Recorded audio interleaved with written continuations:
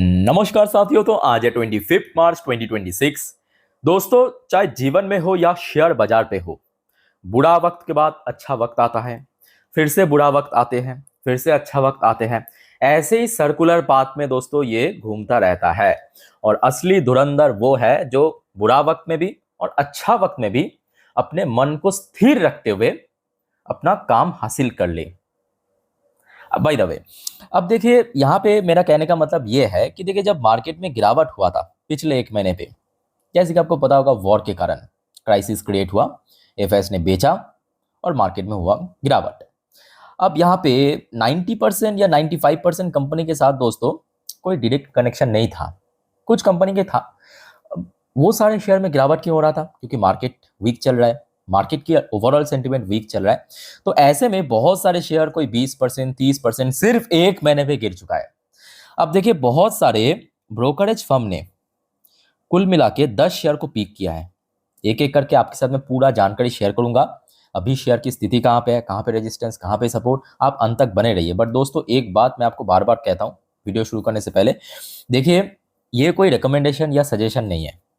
Normally आप information purpose देखिए कि कौन से ब्रोकरेज कौन कौन से शेयर को पीक किया, क्या रेटिंग दिया, क्या टारगेट दिया। बट अल्टीमेटली डिसीजन आप खुद लेना स्टडी करने के बाद, ठीक है। आइए पूरा लिस्ट आपको मैं दिखाता हूं। बट सबसे पहले दोस्तों आप मेक श्योर कीजिए आप इस चैनल को ऑलरेडी सब्सक्राइब कर लिया। अगर आपने अभी तक नहीं किया तो प्लीज दोस्तों देर किस बात की, इस प्रकार की लेटेस्ट जानकारी, वाइटल जानकारी तुरंत पाने के लिए फटाफट दोस्तों सब्सक्राइब करके रख दीजिए।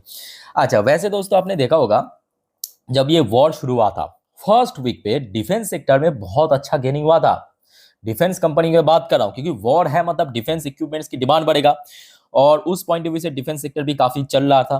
पर उसके बाद जैसे जैसे ये जो वॉर एक क्राइसिस के रूप लिया सेकेंड वीक के बाद से, है ना, तो उसके बाद हमने देखा डिफेंस सेक्टर भी गिर गया। और ऐसे में रिसेंटली नुभामा जो डोमेस्टिक ब्रोकरेज फर्म है 5 डिफेंस स्टॉक्स को पीक किया है, जिसमें बाई करने की रेटिंग साथ में अप टू 62% अपसाइड टारगेट दिया है। अच्छा, सबसे पहले तो दोस्तों मैं आपको फटाफट दिखा देता हूं, ज्यादा टाइम यहाँ पे वेस्ट नहीं करेंगे।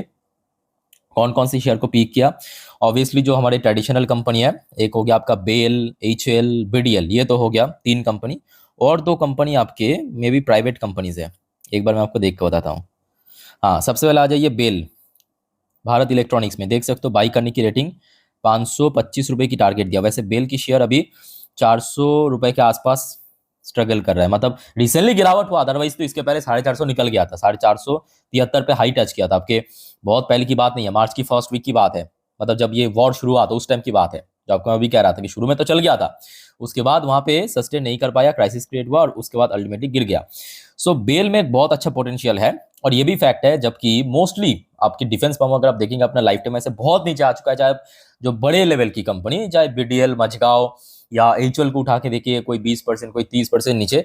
बेल दोस्तों ऐसी कंपनी है जो अपने लाइफ टाइम हाई के आसपास ही चल रहा है, बहुत ज्यादा नीचे गई नहीं गिरा, तो बेल एक अच्छा ऑप्शन हो सकता है।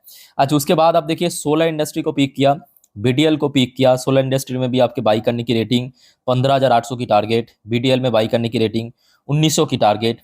एक बार जरा देख लेते हैं। अच्छा, वैसे आज सोलर इंडस्ट्री की शेयर क्लोजिंग दिया है 12,890 रुपए पे, अराउंड 2.5% ऊपर। और पिछले एक महीनों पे वो ये भी सेम देखिए, शुरू में चल रहा था जो आपको मैं कह रहा था अभी, उसके बाद 17-18% गिर चुका है, 17-18% गिर गया। और पिछले 2 दिनों पे शेयर थोड़ा थोड़ा भी रिकवर कर रहा है, थोड़ा थोड़ा रिकवर किया अराउंड 7% के आसपास। और आज क्लोजिंग के हिसाब से लगभग 4% रिकवर किया और आज 2.5% रिकवर किया। ओके। और दूसरी तरफ बीडीएल की बात करें, बीडीएल की शेयर भी शुरू में चल गया था, यहाँ पे आप देख सकते हो। उसके बाद इस बार भी गिरावट हुआ, अराउंड टॉप से लेकर बॉटम तक 16% गिर गया।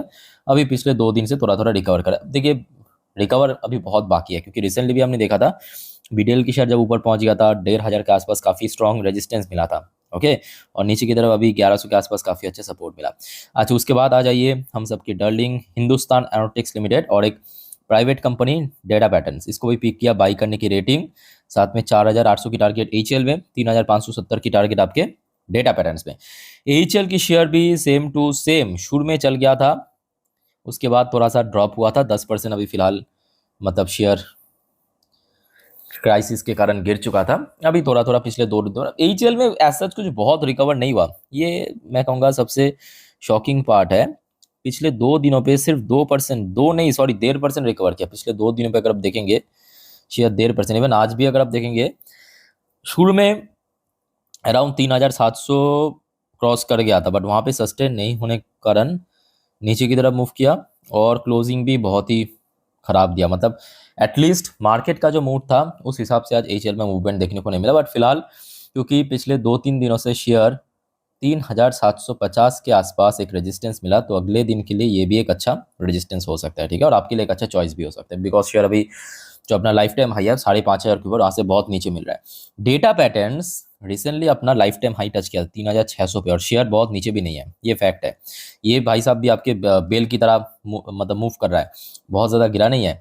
ये शेयर रिसेंटली हाई टच किया था उसी टाइम पे, और उसके बाद गिरा भी नहीं है, शेयर अभी रिकवर भी कर रहा है। आज वैसे नेगेटिव में क्लोजिंग दिया, तो डेटा पेरेंट्स के लिए मैं कहूँगा उतना ज़्यादा, अब अगर आप इसकी शेयर होल्डर है तो टेंशन करने की जरूरत नहीं है।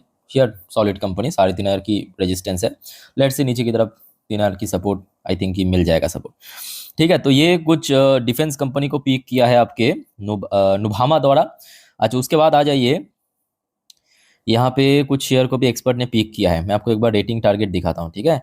अच्छा, सबसे पहले तो यहाँ पे आप देख सकते हो persistent system limited, persistent system limited IT company, axis securities ने इसको पिक किया, एक्सिस सिक्योरिटीज ने पिक किया। बाई करने की रेटिंग, टारगेट प्राइस दिया है 5,050 की टारगेट, और ये आई थिंक शॉर्ट टर्म में टारगेट दिया। बट मेरे हिसाब से देखिए कंपनी क्योंकि अच्छी कंपनी है, फंडामेंटल स्ट्रॉन्ग, बट प्रॉब्लम क्या है कि इस साल शुरू में मतलब आपके जनवरी पे एक्चुअली वही एआई वाली मुद्दों पे आईटी कंपनीज बहुत पिट चुका है। अब ये भी फैक्ट है, रिसेंटली इंडियन रुपी की वैल्यूएशन एकदम से गिर जाने के कारण, क्योंकि इसका जो मेन रेवेन्यू सोर्स बाहर से है, तो इस बार कंपनी की अर्निंग में भी बहुत अच्छा इंप्रूवमेंट हो सकता है। ओके, सो मार्जिन भी इंप्रूव कर सकता है। अच्छा, बजाज फाइनेंस वैसे रिकवर कर रहा है, ये फैक्ट है। फाइनेंशियल सर्विस सेक्टर रिकवर कर रहा है, बजाज फाइनेंस भी रिकवर कर रहा है।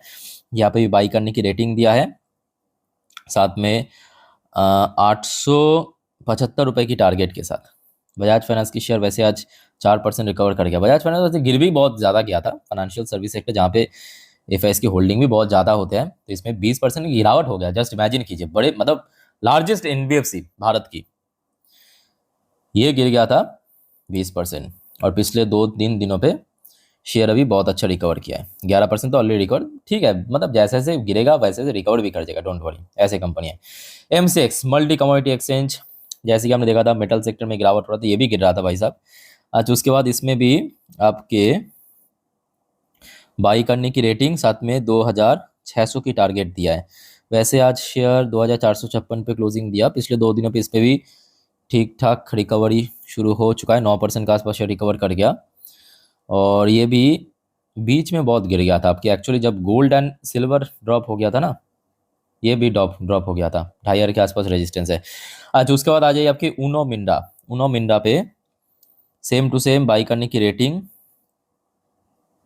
और यहाँ पे जो टारगेट प्राइस दिया है 1,115 रुपये की, लॉन्ग टर्म की व्यू से 1,000, आज तो 1,075 रुपये पे शेयर क्लोजिंग भी दिया, ये भी बहुत गिर चुका था सप्लाई चेन डिसरप्शन के कारण, बट पिछले 2 दिनों पे जैसे जैसे अभी धीरे धीरे माहौल ठीक हो रहा है, शेयर भी अभी रिकवर कर रहा है।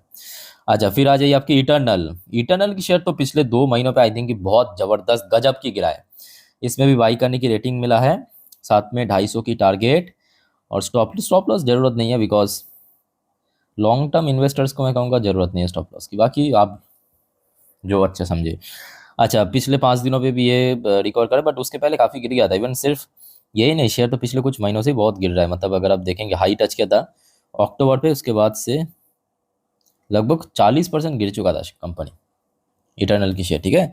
तो फिलहाल के लिए मैं कहूँगा अभी तो बहुत रिकवरी देना बाकी है। 250 के आसपास एक रेजिस्टेंस है, उसके बाद 300 350, वो तो ऊपर की तरफ जितना जाएगा ऊपर बढ़ता जाएगा, ठीक है। सो दोस्तों, ये कुछ कंपनी को आप भी थोड़ा स्टडी कर लेना, जो कि आज की डेट में कुछ एक्सपर्ट एंड ब्रोकरेज फर्म द्वारा आया है, पीक किया है, ठीक है। बाकी याद रखना दोस्तों, और भी बहुत सारी जानकारी जो कि अगले वीडियो में दूंगा, मिस मत करना, देखना और चैनल को सब्सक्राइब करके जरूर रखना। मिलता है नेक्स्ट वीडियो में, टेक केयर, बाय बाय, जय हिंद।